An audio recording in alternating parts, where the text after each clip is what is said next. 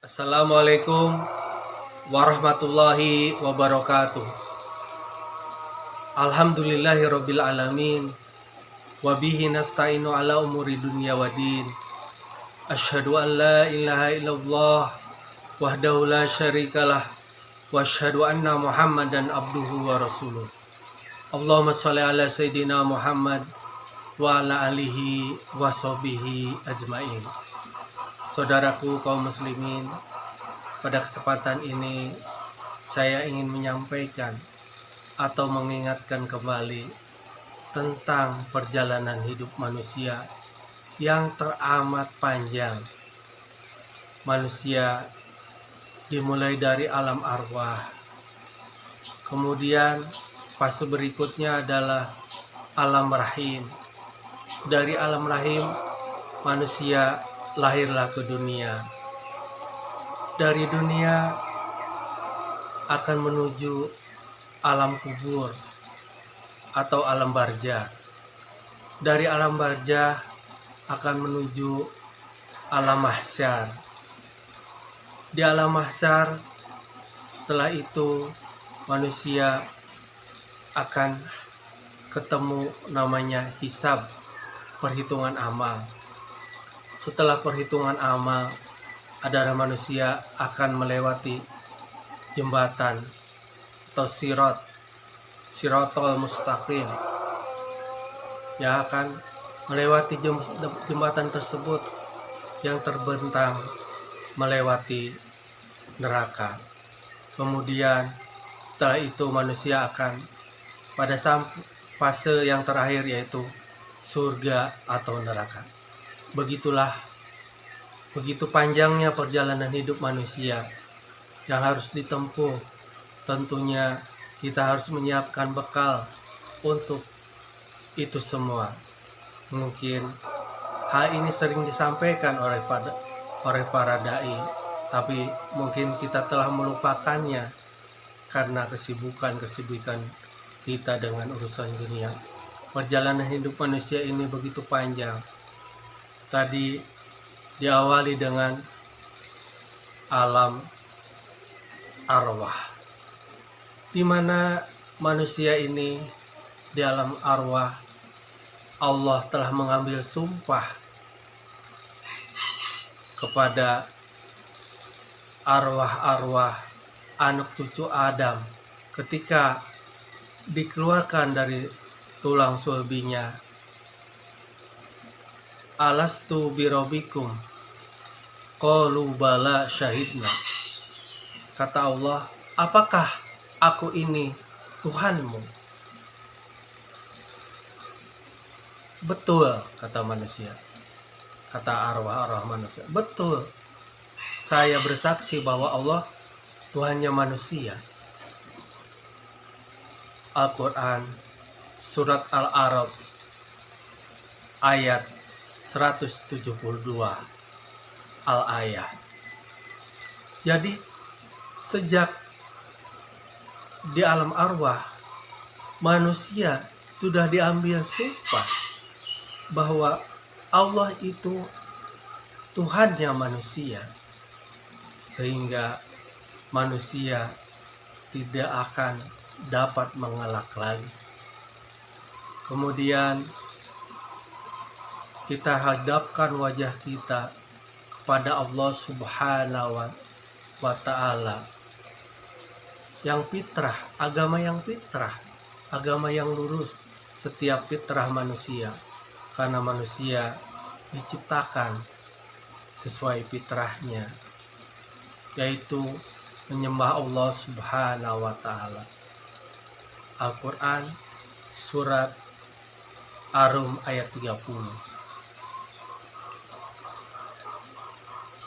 Setelah itu manusia akan melalui fase berikutnya adalah alam rahim. Di alam rahim ini manusia diawali dengan nutfah, 40 hari menjadi nutfah. Kemudian 40 hari berikutnya menjadi gumpalan darah. 40 hari berikutnya menjadi gumpalan daging. Dan berproses sampai manusia itu dilahirkan. Pada saat manusia dalam rahim ini, manusia dibekali, Allah ciptakan manusia ini sudah dibekali tangan, dibekali kaki, dibekali mulut, dibekali semua persiapan untuk hidup di akhirat kelak. Padahal manusia di dalam rahim belum membutuhkan mulut, belum membutuhkan kaki karena belum berjalan, belum membutuhkan tangan. Manusia mendapat makanan dari plasenta, jadi tidak melalui mulut. Tapi Allah telah persiapkan untuk alam berikutnya. Ini sebagai suatu tamsil. Ketika manusia hidup di dunia, mengapa harus beramal? Padahal amal itu sepertinya belum berfungsi. Belum berfungsi amal baik. Nilai tukar di akhirat adalah amal ibadah kita. Tapi ketika di dunia sepertinya belum berfungsi. Kita belum tahu bentuk nyata dari amal ini seperti apa. Ini sama halnya di dalam tubuh manusia itu. Diberikan mulut, udah ada mulut, padahal makanannya dari plasenta kan belum berfungsi. Sama amal juga kita di dunia itu belum berfungsi, belum kelihatan fungsinya di akhirat seperti apa. Nah, itu suatu renungan bagi kita bahwa nanti juga amal itu seperti halnya mulut dalam rahim kita belum berfungsi. Setelah lahir ke dunia, fungsinya mulut untuk makan, untuk berbicara, dan lainnya. Ya sama halnya dengan nanti ketika manusia beramal baik di dunia, fungsinya di akhirat seperti apa. Nah, itu tamsil dari alam rahim itu seperti itu. Jadi setelah itu manusia akan lahir ke dunia. Nah, di dunia ini tempatnya ujian, tempatnya manusia mengalami berbagai macam ujian untuk mencari bekal ke akhirat nanti.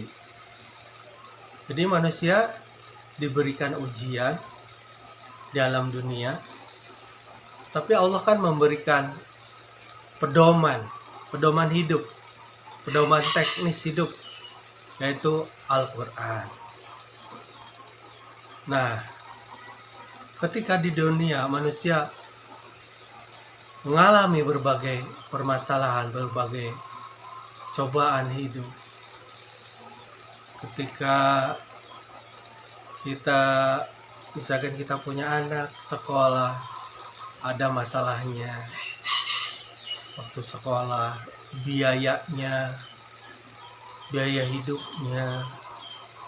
Kemudian udah sekolah misalkan sampai SMA selesai, melanjutkan kuliah, ada masalah juga, ada cobaan juga, biayanya yang besar, perlu penginapan, mungkin harus kos atau ngontrak rumah, itu juga suatu permasalahan. Setelah kuliah selesai, maka problem berikutnya adalah ingin mendapatkan pekerjaan, cari pekerjaan dengan berbagai macam persaingan, kesulitan, upaya, energi yang dikeluarkan, akhirnya bekerja. Setelah bekerja, cari lagi pekerjaan yang lebih baik, cari lagi sesuai dengan kemampuan masing-masing, ditingkatkan posisi pekerjaannya. Kemudian setelah itu ingin namanya dapat jodoh, Ini juga masalah lagi, harus mencari jodoh, siapa yang cocok, siapa yang dapat memberikan kebahagiaan nanti dalam rumah tangganya. Ini juga suatu permasalahan lagi. Setelah dia dapat jodoh, ada lagi permasalahannya. Mulai dia sudah nikah perlu biayanya besar, ya, belum cateringnya, biaya gedungnya, biaya lainnya untuk menikah cukup besar. Ini juga jadi masalah lagi. Setelah itu nikah selesai dengan biaya yang besar, atau ada yang orang yang cukup simpel sederhana bisa menikah tidak dengan biaya yang besar. Itu pilihan-pilihan aja, karena itu tergantung kedudukan, tergantung status sosial, atau tergantung keadaan masing-masing. Setelah nikah dilewati perlu tempat tinggal, mulai dari kontrak mungkin dulu, rumah petak, atau ada yang mampu langsung beli rumah, ada yang berbagai macam lah. Ada yang ambil KPR, ada yang tadi katakan kontrak dulu. Dan udah ada tempat tinggal, tidak selesai, perlu ke tempat kerja, perlu kendaraan, motor atau mobil. Itu semua masalah-masalah kehidupan manusia.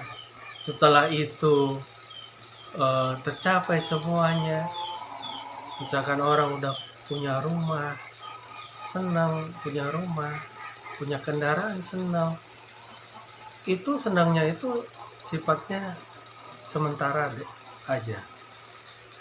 Ketika seseorang masih kontrak, ada berpikiran alangkah indahnya kalau sudah punya rumah sendiri. Ternyata setelah punya rumah sendiri, kenikmatan itu berkurang menjadi biasa.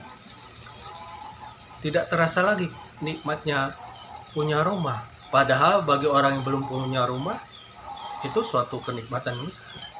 Sama halnya ketika seorang punya motor, berangan-angan punya mobil, pas punya mobil merasa bahagia, merasa senang. Itu sementara aja. Kalau udah lama terbiasa, tidak terasa lagi nikmatnya. Itulah nikmat di dunia, tidak terasa lagi. Kemudian setelah dunia ini yang singkat ini, kata Nabi, umur manusia ini kisaran 60 sampai 70 tahun. Itu kalau lewat dari 60 tahun itu udah banyak bonusnya gitu sebetulnya. Nggak lama dibandingkan dengan akhirat yang tiada ujungnya, tiada akhir. Jadi kalau ibaratnya dunia ini satu titik dibandingkan garis lurus yang tidak berujung. Jadi presentasinya kecil sekali. Satu hari di dunia itu singkat. Kita dulu mungkin masih ingat masa kanak-kanak kita tahun 80-an. Kemudian masa remaja tahun 90-an. Kemudian masa dewasa tahun 2000-an sampai sekarang. Itu sangat singkat, terasa baru kemarin. Kita bersekolah, kita kuliah dan bekerja, sudah tidak terasa lagi. Nah, kemudian kita akan menghadapi perpindahan dari dunia ini ya ke kematian, ke alam barzah. Ini ada proses namanya kematian. Itu harus yang kita harus persiapkan. Jadi kematian ini harus kita hadapi, mau tidak mau. Makanya kita harus persiapkan amal ibadah kita, ya. Jadi anggaplah kematian ini suatu perpindahan ke alam kubur ini suatu perpindahan. Apabila kita mau pindah ya, misalkan kita mau pindah ke rumah yang baru, itu tahu tempat rumah yang baru ini lebih indah, lebih luas, lebih mewah, lebih menyenangkan, itu kita akan buru-buru lah, ingin cepat-cepat pindah ke tempat yang baru, yang lebih indah, yang lebih megah, yang lebih menyenangkan. Nah ini sama halnya alam kubur. Kita akan pindah ke sana nanti di dunia, ke alam kubur. Ya kalau kita sudah persiapkan itu, jadi kita tidak terlalu takut lah, tidak terlalu khawatir.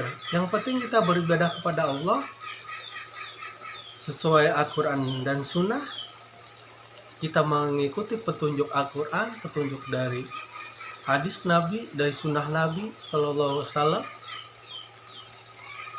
Kalau kita udah persiapkan, ya kita pasrah pada Allah Subhanahu Wa Taala di kehidupan berikutnya. Yang terpenting kita maksimalkan hidup di dunia ini untuk mencari bekal untuk akhirat kelak. Tadi dikatakan bahwa kita punya mata, punya mulut, punya tangan, punya kaki, belum berfungsi di alam rahim. Sekarang di dunia, amal kita itu belum ketahuan. Tadi saya sudah katakan fungsinya di akhirat kelak. Karena nilai tukar di akhirat kelak itu adalah amal perbuatan kita. Kalau uang sudah tidak berlaku lagi. Kain kapan tidak ada kantongnya. Gak ada malaikat yang bisa disogok. Gak ada kantongnya. Kita gak bisa bawa duit ke alam kubur. Dan gak berlaku. Jangankan di alam kubur duit berlaku. Di dunia aja, kalau beda negara, uang itu tidak berlaku lagi. Uang negara kita, rupiah, dibawa ke Amerika, tidak berlaku. Harus ke money changer, ditukar dengan dolar Amerika. Sebaliknya, uang Amerika bawa ke Indonesia dolar, enggak berlaku. Harus ke money changer juga. Uang kita dibawa ke Rusia, rubel, enggak berlaku. Rubel dibawa ke Indonesia enggak berlaku. Ya seperti itu. Di dunia aja uang sudah ada batasan. Tergantung batas negaranya, teritorial negaranya masing-masing. Apalagi di akhirat, udah tidak berlaku. Yang berlaku amal perbuatan kita. Maka carilah bekal di dunia ini dengan melakukan kebaikan. Karena sempurnanya keindahan hidup di dunia ini adalah sesuai sempurnanya agama kita masing-masing. Jadi semakin kita menjalankan agama ini semakin sempurna, semakin totalitas, maka kebahagiaan hidup pun di dunia, kenikmatan hidup di dunia akan semakin sempurna. Itu jadi tergantung agama seseorang ini di dunia. Nanti setelah di dunia akan menghadapi kematian. Pada saat kematian, malaikat maut akan datang mencabut nyawa kita. Kalau dia seorang yang beriman, itu ruhnya dicabut, langsung dibawa oleh para malaikat dengan bau yang harum, dikapani dengan kain kafan dari surga, langsung menghadap pada Allah Subhanahu wa Ta'ala. Kata Allah, tempatkan di Iliyin, kemudian catatkan di Iliyin, kemudian dikembalikan lagi kepada jasadnya. Sebaiknya orang durhaka, orang-orang yang berdosa, orang-orang kafir itu perutnya dicabut, sama dicabut, tapi dengan rasa sakit yang luar biasa, dengan cabutan yang sekeras-kerasnya, dan ruh itu dibawa dengan aroma yang bau, karena amalnya yang buruk ke hadapan Allah Subhanahu wa Ta'ala.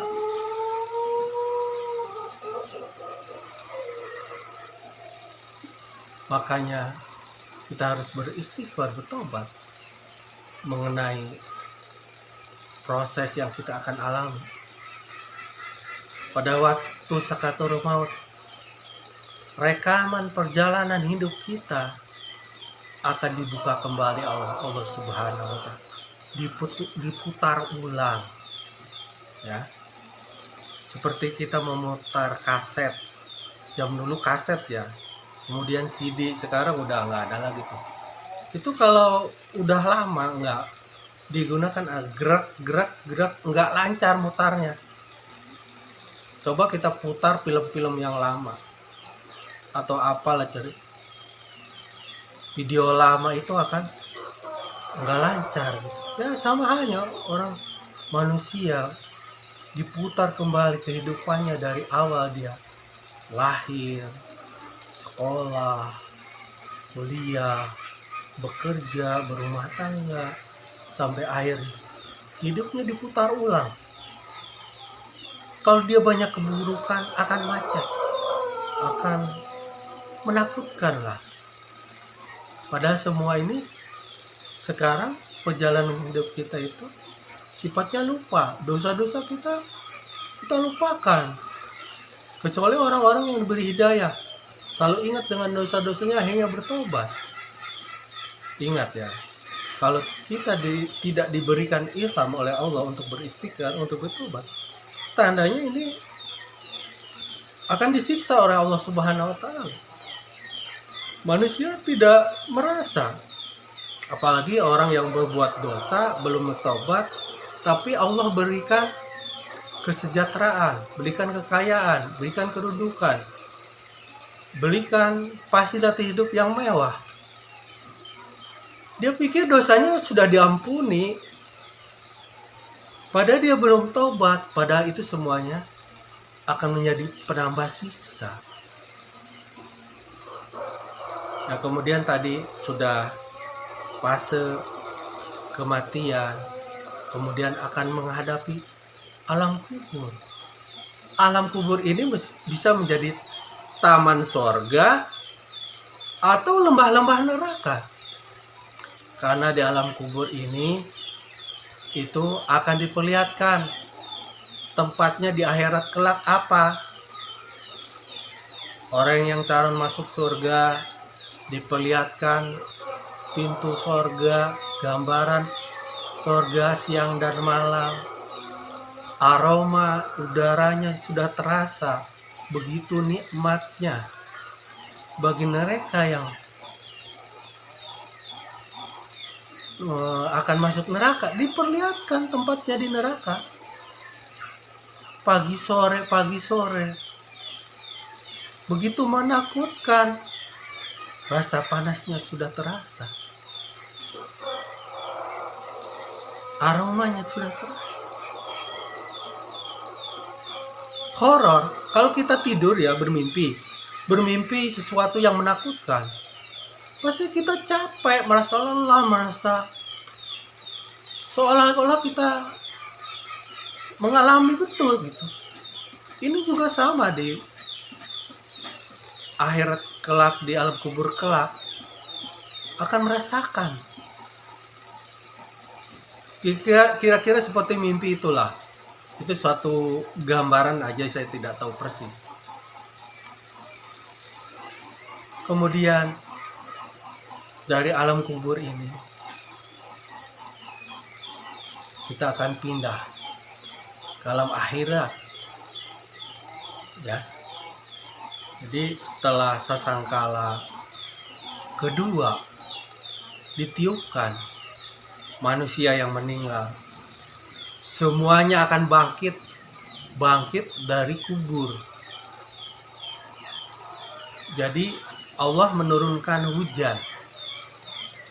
Jadi seperti benih tanaman kena air hujan, muncul.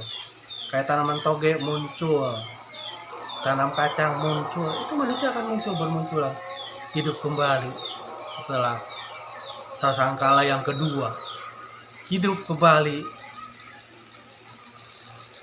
di alam akhirat, alam mahsyar, ya. Ketika dalam masa nanti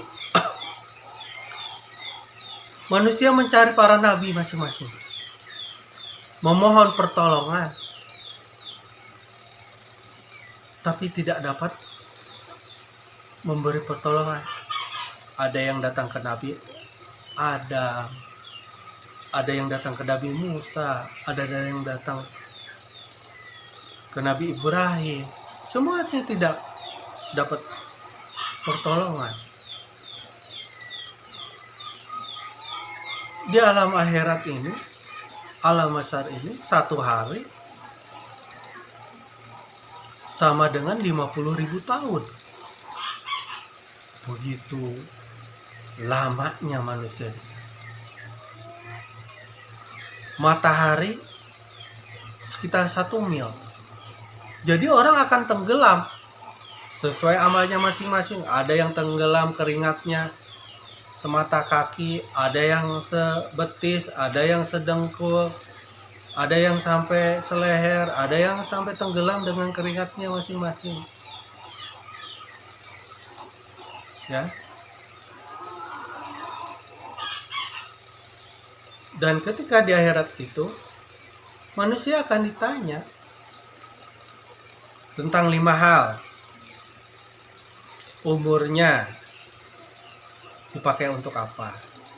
Masa mudanya dipakai untuk apa? Hartanya didapat dari mana? Hartanya digunakan untuk apa?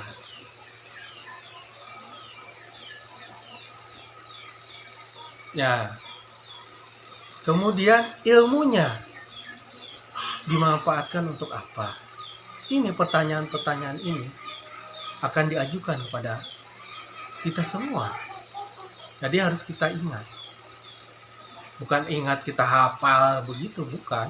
Harus kita pahami dan kita amalkan. Kemudian tadi dikatakan para umat manusia menghadap para nabi untuk minta pertolongan.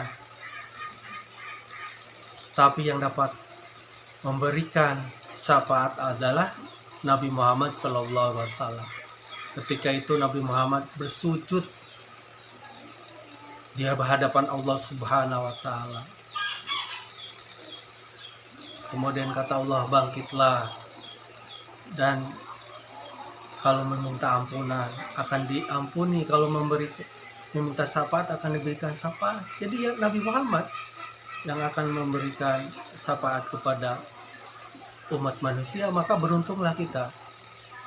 Jadi umat Nabi Muhammad SAW, maka kita perbanyaklah membaca salawat, ya, karena ini kita yang sangat kita butuhkan di akhirat kelak.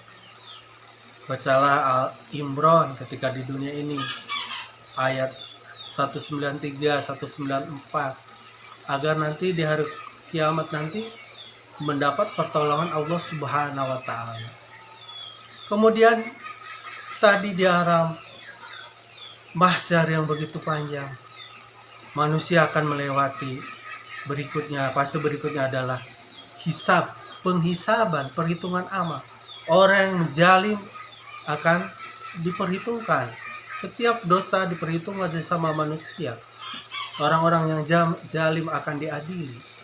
Kita akan ditimbang amal kebaikannya dan keburukannya banyakkan mana. Itu. Jadi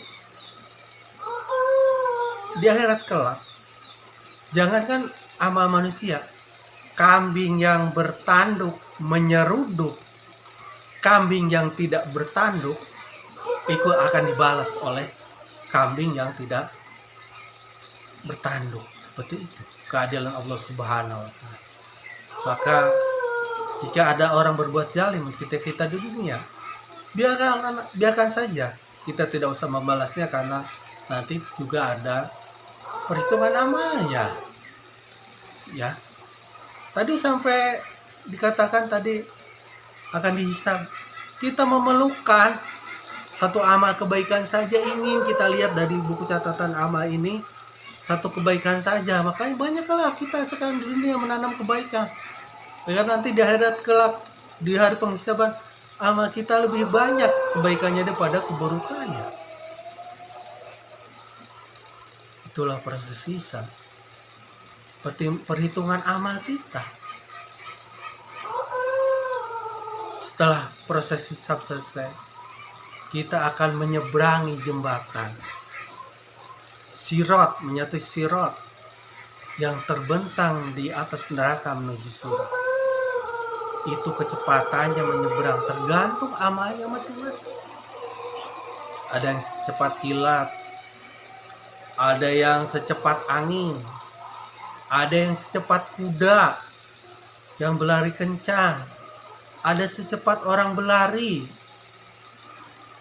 ada yang secepat orang berjalan, ada yang orang ngesot seperti orang ngesot seperti itu, ada yang baru di pinggir saja udah jatuh ke dalam neraka. Itu tergantung amal masing-masing. Ini proses-proses ini kemudian dari surga, berikutnya surga atau neraka, terminal akhirnya akan kita lalui. Harus kita persiapkan di dunia ini. Harus selalu kita ingat perjalanan manusia ini yang panjang. Jangan kita lalai terus dengan urusan dunia. Ingat, kalau perlu ditulis tuh perjalanan hidup manusia ini. Arwah, rahim, dunia, alam kubur, alam mahsyar, hisab, sirat, surga atau neraka. Tulis, ketik yang gede, tempel di kamar, tempel di dinding, untuk mengingatkan kita bahwa perjalanan hidup manusia itu begitu panjang. Jadi apalah artinya dunia ini yang 60 tahun, 70 tahun, kalaupun itu sampai umurnya segitu, dengan ribuan akhir, ya, ribuan tahun di akhirat nanti. Setelah itu tidak ada lagi kematian. Orang pada takut mati di dunia ini. Nanti orang yang masuk neraka itu mengharapkan kematian. Padahal di dunia pada takut mati, mengharapkan kematian, karena begitu pedihnya siksa neraka. Ya. Orang yang paling ringan siksanya di api neraka adalah kakinya menginjak di neraka, api neraka, maaf, kakinya menginjak api neraka, ubun-ubunnya mendidih. Itu yang paling ringan siksa neraka. Kita menghadapi api dunia aja, coba-coba tuh ibu-ibu atau bapak-bapak lagi masak tuh, nyalain kompor, masak, taruh dadar, coba apinya, pegang aja sedikit, panasnya luar biasa, kita akan menjerit, nggak tahan, barapan cuma beberapa detik aja itu kena api. Kalau kita nggak terasa pegang wajan panas itu bisa melepuh. Apalagi neraka. Neraka itu kita seperti di presto, ya maaf. Kita masak ayam supaya, atau ikan supaya lunak, di presto, ditutup, ya, supaya lunak itu.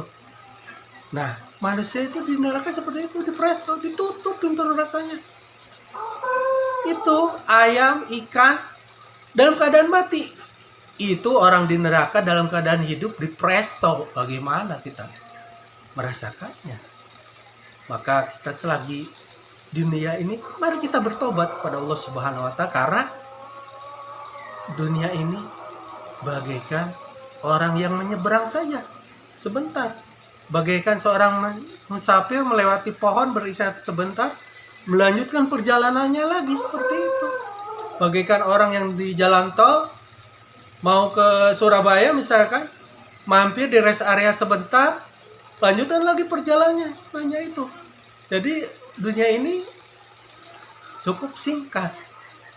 Jadi hari akhir, alam kubur, akhirat itu bukan tempat peristirahatan terakhir, bukan. Kemudian kita ceritain tentang surga. Surga begitu banyak kenikmatannya, tidak dapat dijangkau oleh mata, indera, perasaan. Semuanya fasilitas hidup yang kita inginkan tersedia. Mau buah ada, mau nanam pohon langsung berbuah ada, bisa. Segala kenikmatan berkumpul di sana. Tidak ada lagi orang buang kotoran. Di dunia orang hidup buang kotoran, ada kotoran. Di surga tidak ada orang yang buang kotoran. Sisa-sisa makanannya akan menjadi keringat, parfum, jadi harum seperti itu. Ya, berbeda dengan di dunia. Ya, keindahan sorga itu tidak dapat dirasakan oleh mata, dirasakan oleh panca indera kita, tidak dapat dibayangkan, tidak terjangkau. Jadi indah berada di taman-taman surga, pohon-pohonnya rindang, buah-buahannya manis, berbagai macam rasa, taman-tamannya, kolam-kolamnya, ya, begitu airnya, ada air susu, ada air jahe yang hangat, ada homar yang tidak memabukkan. Begitu indahnya. Kita pergi ke tempat wisata misalkan Puncak, Cibodas, dan sekitarnya ada, udah merasa indah. Apalagi ini di sorga. Itu aja yang dapat saya sampaikan. Apabila ada kekurangan, kesalahan, saya memohon dimakluminya, dimaafkannya, karena itu berasal dari kehilapan saya pribadi. Akhiru da'wana alhamdulillahirabbil alamin. Wabillahi taufiq wa hidayah. Wassalamualaikum warahmatullahi wabarakatuh.